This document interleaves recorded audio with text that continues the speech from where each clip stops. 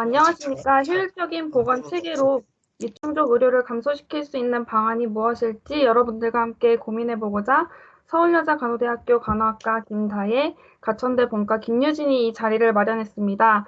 여러분들의 황금 같은 시간을 내주심에 감사하고 또 이 시간만큼은 좀 더 건설적인 생각과 여러분들의 국제 보건을 향한 발걸음에 조금이나마 도움이 되셨으면 하는 바람입니다. 저 네. 아직 안 보이는 것 같아요.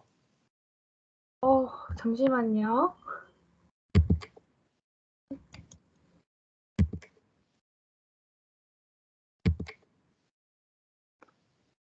한 번 더 해보고 안 되면은 유진이가 넘겨주는 식으로 하는 게 맞을 것 같아요. 네, 알겠습니다. 이거 안 들리구나.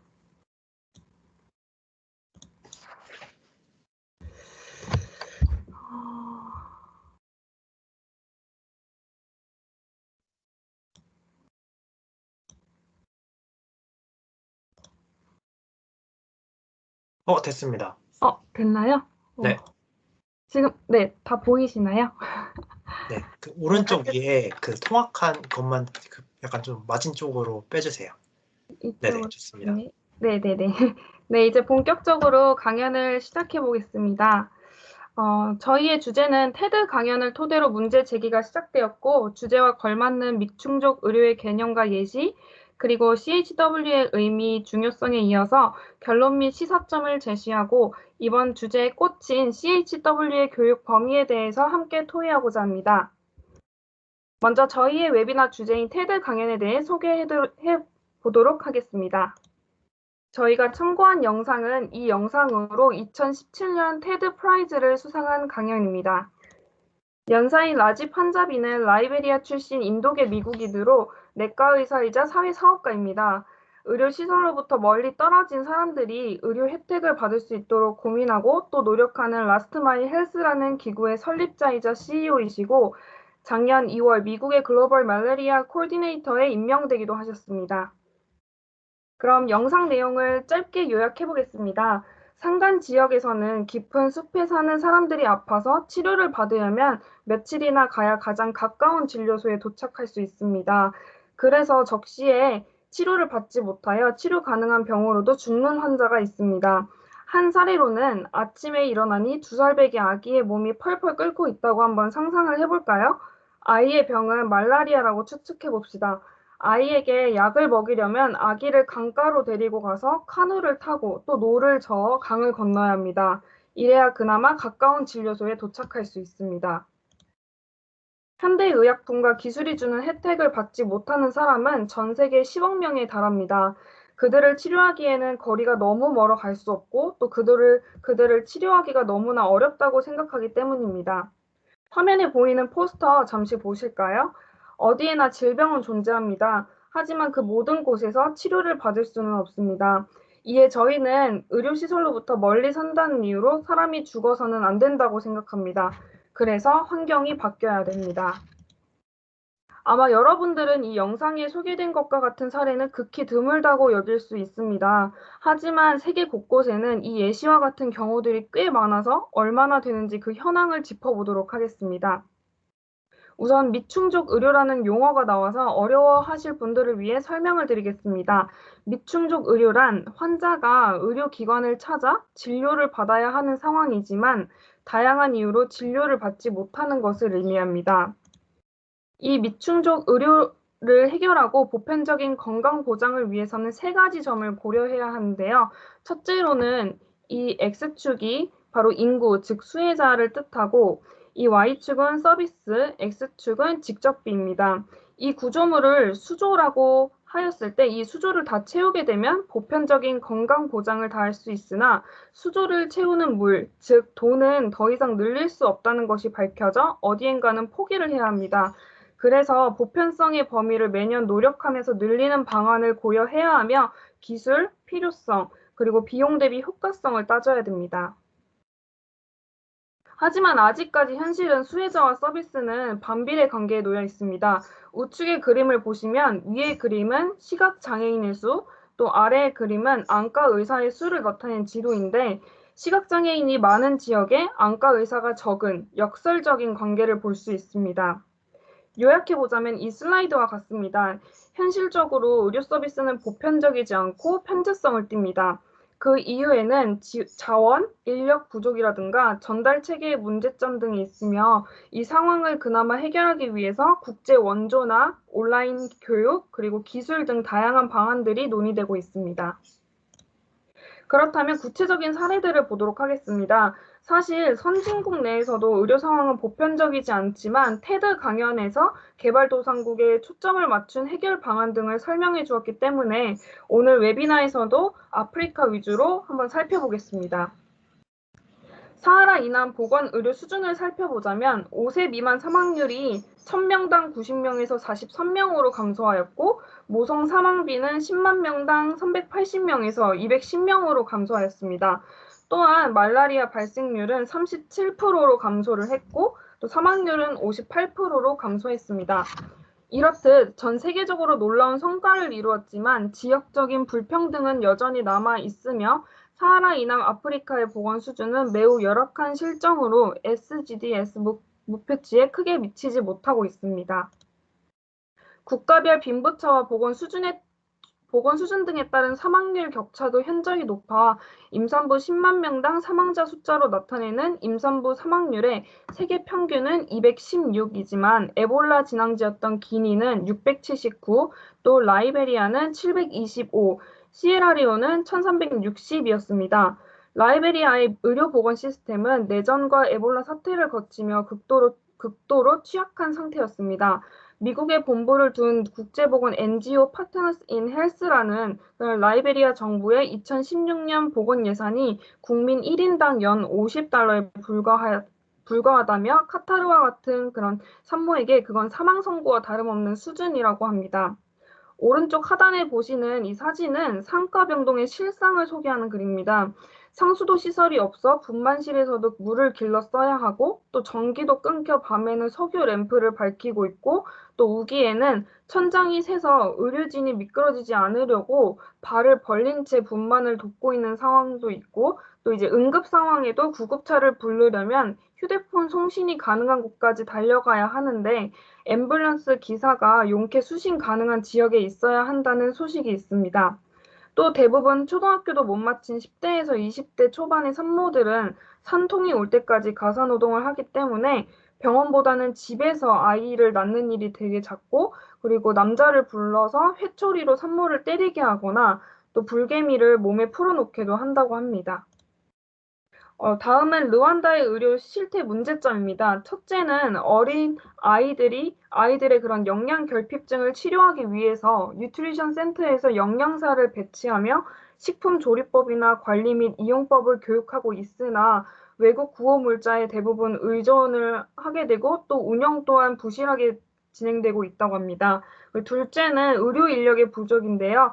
의료시설이나 의약품 부족, 또 환자들의 빈곤 등으로 인해 대부분의 많은 사람들이 거의 방치된 상태이고 또 전통적인 민간요법에 의존하고 있다고 합니다.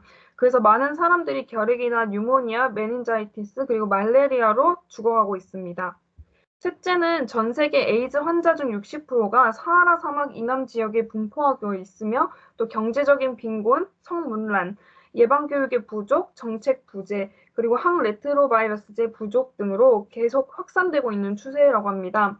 전 세계적으로 연간 약 300만 명 이상이 희생되고 있으며 또 그중에서도 특히 이곳 아프리카 지역에서의 희생자가 단연 많다고 합니다. 제가 있던 곳의 그런 유병률은 임산부의 약 30%에 이르는데 그래서 평균 수명이 40세가 채 되지 못한다고 합니다. 이번 건은 르완다의 의료 체계를 살펴보겠습니다. 대부분의 1차 진료는 이 보건소에서 행해지며 보건소 간호사는 특히 남자 간호사가 모든 진료를 다 하고 의사는 없다고 합니다. 그 다음은 2차 진료기관인 병의원, 그 다음은 3차 진료기관인 대도시의 종합병원으로 이송되는 체계입니다. 헬스센터는 대부분이 그 간호사 두세 명이 운영을 하고 있고 또 지역마다 천차만별이 또 대부분 아주 열악하고 운영이 부실합니다. 그리고 디스펜서리라고 조그마한 개인 약국이 있고요. 그리고 병원은 대부분 우리나라 읍지역 정도 이상의 도시에 의사 한두 명, 간호사 몇 명으로 운영되고 수준도 굉장히 천차만별이어서 단지 그런 일반 진료만 하는 곳부터 수술이 가능한 병원도 있다고 합니다. 전반적으로 아주 열악하다는 특징이 있고요. 종합병원은 대도시에 있고 또 어느 정도 전문 진료가 이루어지는 곳이며 수도 키갈리에는 하나의 큰 국립종합병원과 조금 작은 사립종합병원이 있다고 합니다. 의과대학은 하나뿐이고 또 1년에 80명씩 배출한다고 합니다. 네, 이번에는 콩고 민주공화국입니다. 이 나라는 사하라 이남 아프리카 국가 중 가장 열악한 보건 수준을 보이고 있는 나라 중 한 곳으로 모성 사망비는 693명으로 184개국 중에 상위 10위, 그리고 영아 사망률은 66.7명으로 224개국 중에 8위, 또 5세 미만 아동 사망은 91.1명으로 195개국 중 9위로 굉장히 높습니다. 이런 콩고의 이러한 높은 모성 사망과 5세 미만 아동 사망에 영향을 미치는 요인들로 여러 가지를 꼽을 수 있는데요. 가장 흔한 이유로는 여기 보시다시피 훈련된 고급 인력이 해외로 유출되고 또 도시로의 인력 집중의 문제도 있으며 교육 측면에서는 개선되지 못한 교육 환경, 또 교과서의 이론적인 내용에만 국한된 그런 교육 과정의 문제, 또 질 높은 임산부 관리 및 분만 관리가 필요함에도 보건 의료기관의 환경적인 취약과 또 분만을 보조하는 역량을 갖춘 인력의 부족으로 볼 수 있습니다. 이러한 상황은 콩고의 그런 기관 분만율은 90% 이상으로 타 개발 도상 국가에 비해서 매우 높은 비율을 차지하나 또 높은 모성 사망비를 보이고 있다는 것에서 확인할 수 있습니다. 이렇듯 아프리카의 많은 국가들이 의료 상황이 굉장히 열악하고 또 의료 인력도 부족한 것을 알 수 있습니다. 그렇다면 이를 어떻게 해결해야 될까요?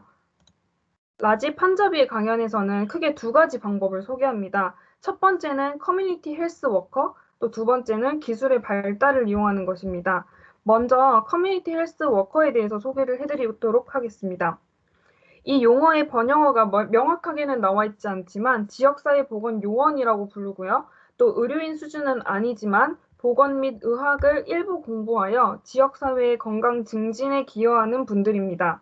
모든 지역의 지역사회 보건 요원이 동일한 내용을 학습하는 것은 아니고요.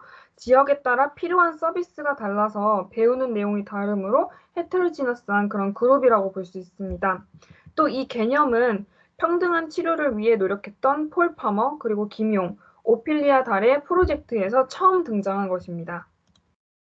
그래서 그들은 이 그림과 같이 교육을 받고 또 간단한 도구도 지급받으며 지역사회 복원에 그런 기여한 대가로 임금을 받습니다. 과거에는 임금이 없이 자원봉사자로 이루어진 경우도 있었지만 이제는 임금을 주는 것이 보편화된 것 같습니다. 라지 판자비의 라스트 마일 헬스의 모델을 보시면 여기서 업스킬이 지역사회 보건 요원을 키운다는 이야기인데요. 그들이 케어 서비스, 즉 보건의료 서비스를 앞서서 제공할 수 있도록 훈련을 받고 또 평가받음으로써 그들을 통해서 공공의료를 강화시킬 수 있습니다. 유세이즈에서 나온 자료에 보면 지역사회 보건 요원을 키우는 과정은 크게 이렇게 네 가지로 이루어집니다. 먼저 그 지역 상황에 맞는 지역사회 보건 요원을 구상해야 됩니다. 그 다음에는 누구를 선발하고 어떻게 배치를 할 건지 함께 고민을 하고 또 그런 사람들을 모으게 되고요. 그분들을 교육시키게 됩니다. 교육을 할 때는 대략 15개 프로그램 내외로 하라고 지침서에 나와 있기는 한데 그분들이 고등교육을 받았는가 아닌가 이런 상황에 따라 달라지게 됩니다. 이후에는 그들이 잘 이해를 하고 있는지 팔로우업을 해야 합니다. 요즘은 이런 온라인 기술의 발달로 이론적인 측면은 온라인 교육을 활용하는 경우가 많다고 합니다. 이 사이트는 라지 판자비님이 개발하신 건데 우측 캡처본에는 영어로 강의가 되어 있지만 실제 홈페이지를 가게 되면 스와힐리어로 된 강좌도 보실 수 있습니다. 이 제도의 장점은 다음과 같습니다. 먼저 참여자의 정서 및 심리적인 지지가 가능합니다. 둘째로는 일자리 양성이 가능합니다. 특히 모자보건 사업의 경우에는 경력이 단절되었거나 일정 교육 수준이지만 또 취업을 하지 못했던 분들에게 기회를 제공합니다. 셋째로는 지속 가능한 의료 시스템을 구축할 수 있습니다.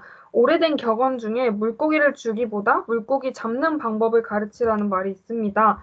단순히 우리가 이제 해외 봉사로 의료진이 가서 수술이나 처치 등을 하는 것보다는 이런 지역민들을 활용해서 그들의 의료 전달 체계를 공고화할 수 있기 때문에 지속 가능한 시스템이라고 볼 수 있습니다. 그래서 대략 CHW 프로그램의 장점을 그림으로 나타낸 바는 이 슬라이드와 같습니다.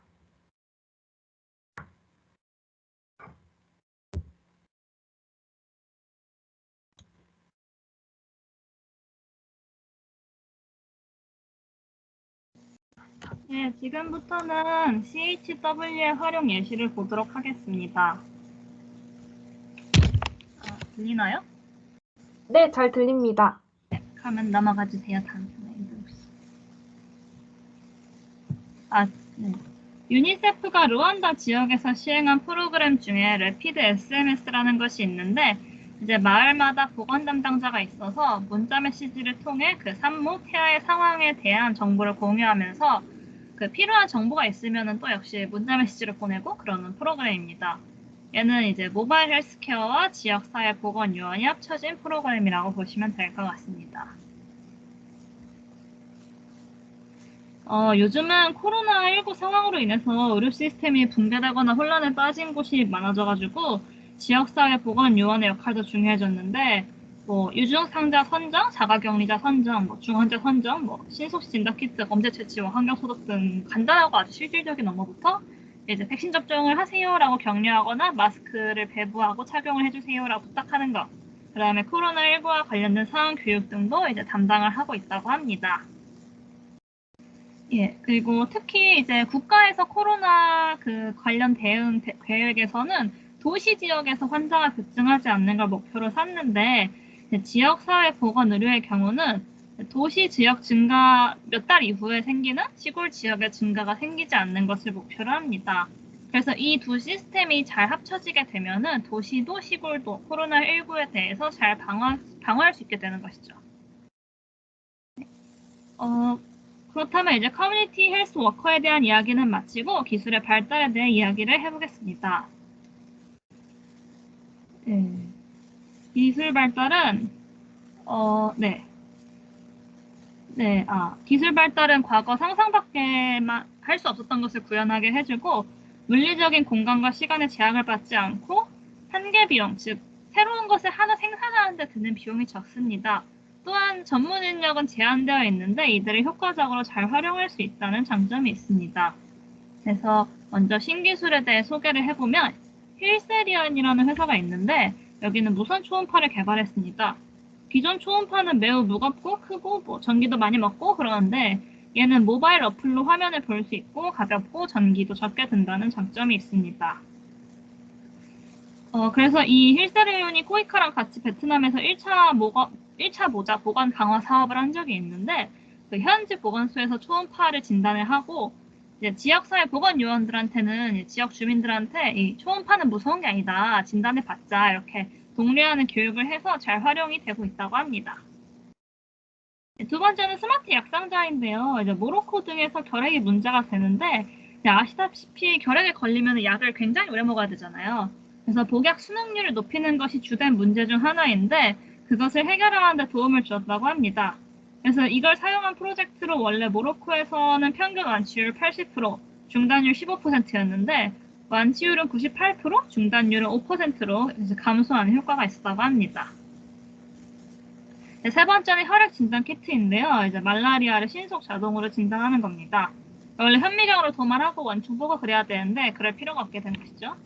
그리고 이제 말라리아 외의 질병으로도 확정이 가능해서 현재는 이론상 20개까지 진단이 가능하다고 합니다. 다음으로는 신기술이라고 보긴 좀 어렵지만 요즘 각광받고 있는 인터넷, 온라인 기술을 활용한 것을 보겠습니다. 먼저 인도에 있는 드리시티 프로젝트라는 모자 보관 사업인데요. 임신 전부터 이제 아이가 어린이가 될 때까지 모니터링하는 사업입니다. 그래서 전산망을 이용해서 영양 관리나 백신 접종 관리 등을 이 화면에서 보듯이 하게 되죠.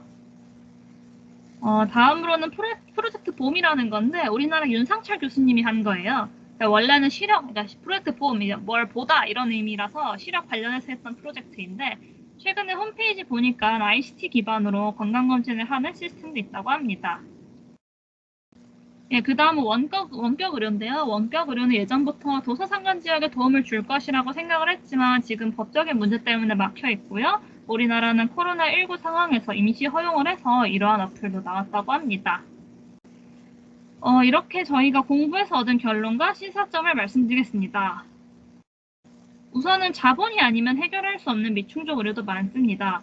하지만 보건의료 체계의 재정비와 기술의 발달로 미충족 의료를 어느 정도 해결하는 데 도움을 줄 수 있습니다. 이 발표에서 소개한 CHW의 도입이나 모바일 헬스케어, 접근성 좋은 진단기술 등을 이용해서 말이죠. 그래서 우리는 지속 가능하면서 이제 더 효율적인 보건 체계로 미충족 의료를 감소시키도록 노력을 해야 됩니다. 예, 마지막 순서는 발표를 준비하면서 들었던 의문인데 이 웨비나를 듣고 계신 여러분들과 같이 이야기하면 좋을 것 같은 주제라서 준비해본 토의 내용입니다. 바로 지역사회보건의료요원의 교육 범위가 어떻게 되어야 하는가인데요. 이제 라지 판자비께서는 이제 테드 강연에서 약 처방도 CHW에게 어느 정도 맡길 수 있다는 뉘앙스로 말씀을 하셨어요. 그런데 이제 아프리카에는 폐렴이 흔한데 이제 항상 처방을 맡길 수 있을까라는 의문이 들었는데요. 이제 다들 CHW가 어느 정도까지 교육이 가능할지 의견이 있으시면 발표 끝나고 말씀해 주시면 좋을 것 같습니다. 예, 참고로 테드 강연에서 나온 CHW의 활동의 예시는 아래와 같습니다. 실제로 그 라지 판자비님이 했던 프로젝트에서 이러한 활동들을 했다고 해요.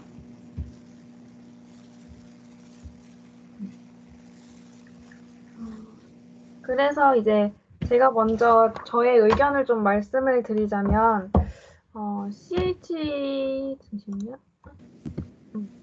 CHW에게 약 처방 권한을 어느 범위까지 주어줄 수 있을까에 대해서 저의 생각을 좀 짧게 말씀드리기 위해서 논문 하나를 찾아봤는데요. 이거는 이제 잠비아에서 CHW의 항생제 처방에 관한 논문입니다. 논문을 살짝 간단하게만 요약을 하자면 첫째는 이제 CHW가 소아 폐렴을 치료하려고 처방한 항생제 중에서 65%가 제대로 된 처방이었고 또 항생제를 5일치 처방한 뒤에 6일째 혹 보호자가 다시 CHW에 방문을 해서 확인해 보면 46%가 5일치 약을 다 제대로 아이에게 복용했다는 결과가 있습니다. 그야말로 100% 순응도인 것이죠. 그리고 이제 3에서 5일치 복용으로도 복약 순응도가 76%로 증가하고 또 논문 결론에서는 더 확실하고 정확한 그런 폐렴 진단 방법과 도구들이 CHW에게 교육을 통해서 전달이 되고 또 더 짧은 기간 동안 복용하게끔 해서 복약 순응도를 높이게끔 했다는 것입니다. 그래서 제 생각에는 폐렴이 제대로 진단되고 또 항생제를 제대로 복용하게끔 하는 그런 복약 지도가 있다면 간단하게 치료할 수 있는 병을 치료하는 데 있어서 CHW에게 이런 처방 권한을 주는 것이 저는 효과적이라고 생각합니다. 이거 이외에도 이제 간호학과에서 공부한 토대로 좀 말씀을 드리자면 투약 전에 이제 사정이 필요한 약물일 경우에는 지역 의료인들이 기본적인 바이탈 체크를 할 수 있어야 됩니다. 뭐 예를 들어서 디곡신이라면 투약 전에 맥박을 측정해서 허트레이트가 이제 60 이하인지를 파악할 수 있어야 되고 또 마약, 몰핀과 펜타닐은 호흡수를 측정해야 하는 것과 같습니다. 이 외에도 뭐 환자들에게 심리 지원 서비스를 제공할 수 있고 뭐 적절한 약과 함께 먹을 음식도 제공하고 뭐 약 먹는 시간을 알리고 또 건강 증진을 위한 프로그램을 이슈화시키는 역할을 또